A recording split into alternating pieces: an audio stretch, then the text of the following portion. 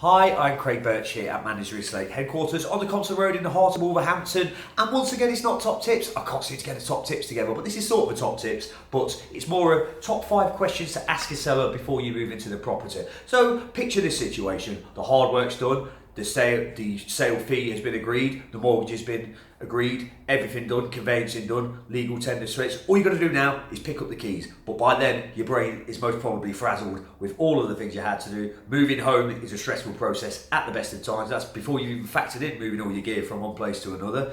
And all of the legal stuff you've had to go through, all the information you've had to digest. You could be forgiven for forgetting a lot of things. You need to ask the seller, really. It's probably the last time you're going to ask the seller. He's going to ask you the key, he's going to give you the keys, you're going to go your separate ways, but ultimately there are 1 or 2 pertinent things you need to ask, so you just need to have your brain switched on for one last time. If you can't do that, watch his top tips, maybe have a look on the website and take a note of what we've put on there in relation to this matter, and you might just be able to just go through these questions, and it could save you a lot of hassle down the line. So let's fire through them 1 to 5. Number 1, where's a stopcock? That's a very good question.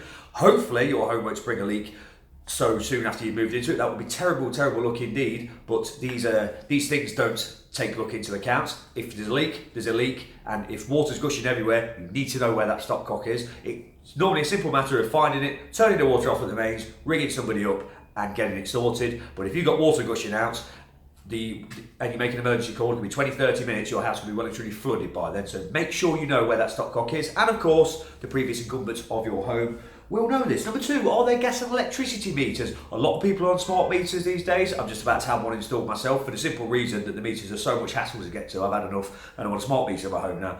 If that's the case, you will need to know where the smart meter is. God knows where your previous incumbent put them. But if they may not have got onto smart meters yet, they may have for instance, the gas and electricity meters might not be in a house. In my home, the gas meter is out in the shed at the back, and then you have to go all the way to a communal cellar to find the electricity meter, which you could fall in love with an orangutan down there. It's that bad. But ultimately, that's not the way to go. And ultimately, if you're going to carry on without a smart meter, you're going to have meter readings, and of course, you will need to know where your meters are to send these meetings to your provider. So make sure you do know that as well. Number 3, where is the thermostat? Thermostats can be programmed, as we know. You can program on a timer so the heat turns on at certain times, but you need to know a few things about thermostat. Number 1, how to control it. Number 2, whether it's on a timer, you need to override those controls. And ultimately, where is the thermostat? Why turn the house upside down looking for it when a simple question to the seller, where is the thermostat, can solve all this? Sounds simple, but proves effective. Number 4, what days are the bins emptied? The merry men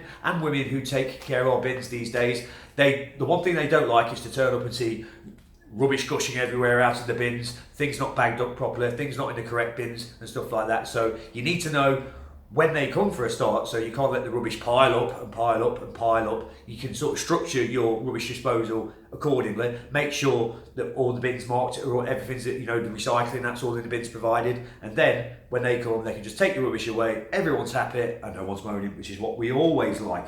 Number 5, who supplies the energy, broadband and home phone? You don't always have a home phone these days, but you need a home phone connection. I have broadband with no home phone, but you do need a home phone connection, and the energy as well. The energy just doesn't appear out of nowhere. There are providers for this. Sometimes the previous owners take the providers with them, but it's worth getting in touch with those providers. Maybe they'll do you a special offer. Maybe they're the only providers in town. You need to know all this. Just ask the previous owner what their arrangements were for this and what they think you should, they think you should do going forward. They might know of offers, they might know of things that could ultimately play in your hands and save you a few quid as well. All things you need to know, it's always best to check. I'm Craig Birch, and we'll see you next week.